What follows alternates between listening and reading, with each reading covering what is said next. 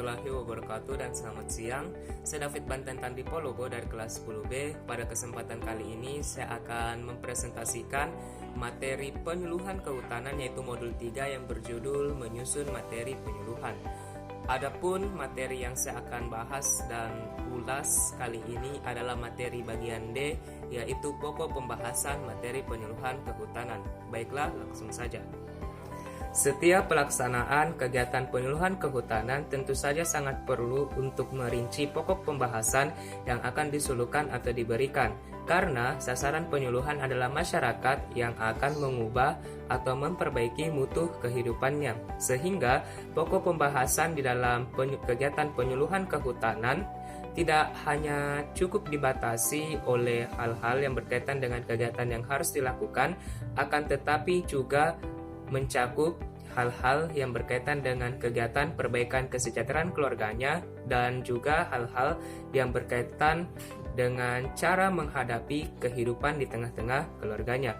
Oleh karena itu, materi penyuluhan kehutanan yang akan diberikan oleh penyuluh kepada masyarakat sasarannya harus mencakup banyak hal, baik berupa kegiatan bertani, pengelolaan usaha tani, pengelolaan rumah tangga petani, politik pembangunan kehutanan, dan kelembagaan pertanian. Telaah terhadap pokok pembahasan yang terdapat di dalam kegiatan penyuluhan kehutanan ternyata telah menghasilkan beberapa pokok pembahasan sebagai berikut. Ada 5, yaitu yang pertama, ilmu budidaya hutan. Ilmu budidaya hutan ini merupakan materi yang tidak hanya berisikan informasi atau petunjuk segala sesuatu yang telah dikerjakan, akan tetapi juga mencakup tentang mengapa, bagaimana, di mana, dan kapankah kegiatan tersebut akan dilaksanakan, sehingga akan menaikkan hasil dan memperoleh pendapatan, memperbaiki kesejahteraan, dan juga memperbaiki dirinya, keluarganya, dan masyarakatnya. Adapun yang termasuk ke dalam materi ilmu budidaya hutan yaitu hal-hal yang berkaitan dengan kegiatan produksi yang meliputi antara lain yang pertama teknik budidaya tanaman, dan yang kedua pemilihan bibit atau benih yang unggul, dan yang ketiga perlindungan tanaman khususnya dari ancaman kebakaran hutan, dan yang keempat adalah penggunaan sarana produksi. Di samping itu, tidak boleh dilupakannya penyampaian materi yang berkaitan dengan kegiatan yang harus dikerjakan agar dapat menghasilkan produksi yang baik dan dapat dijual di pasar sehingga memperoleh keuntungan dan mendapatkan penghasilan yang baik. Yang kedua, politik pembangunan kehutanan.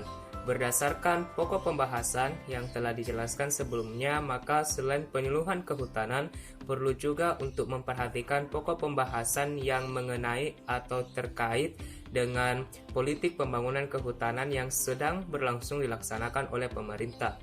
Adapun pokok pembahasan yang terdapat di materi ini yaitu yang pertama peranan pembangunan kehutanan dalam pembangunan nasional, dan yang kedua peran, tanggung jawab, dan kewajiban yang wajib dimiliki setiap petani hutan, dan yang ketiga kebijakan dan kesediaan yang disediakan atau diberikan dari pemerintah dalam pembangunan kehutanan.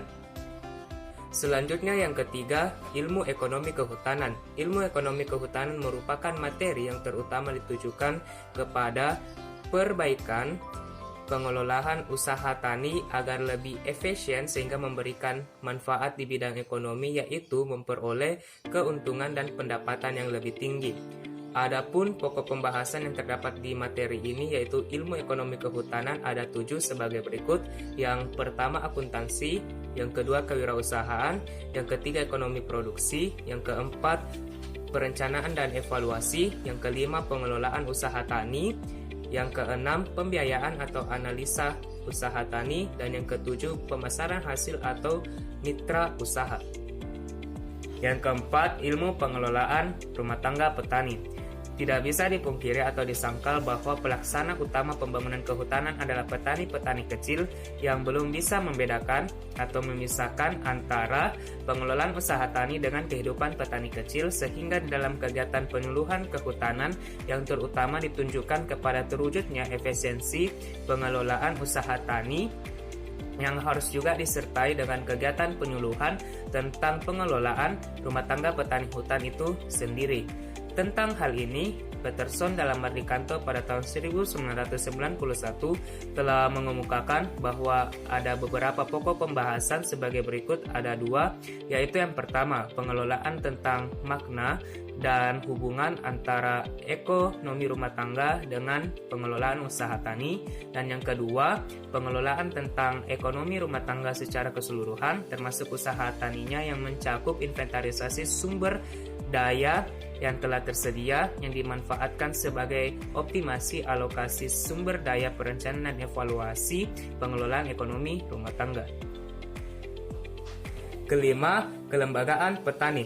Berbeda dengan kelompok atau golongan masyarakat lain, masyarakat desa hutan pada umumnya masih memiliki hubungan interaksi sosial yang saling berikatan antar satu sama lain. Hal ini terjadi karena bukan saja memiliki kekerabatan atau keakraban dalam satu sistem keluarga yang luas atau disebut dengan extended family, akan tetapi sifat pekerjaan dan usaha tani yang mereka lakukan seringkali menuntut kerjasama dan kesepakatan yang bersama-sama. Sehingga di dalam kegiatan penyuluhan sangat mutlak untuk memperhatikan hal-hal yang berkaitan dengan kelembagaan petani, khususnya yang berkaitan dengan dinamika kelompok dan kepemimpinan kelompok tani. Demikianlah presentasi yang saya dapat bawakan pada kesempatan kali ini. Mohon maaf apabila ada kesalahan tutur kata. Semoga bermanfaat bagi kita semua. Sekian dan terima kasih. Assalamualaikum warahmatullahi wabarakatuh dan selamat siang.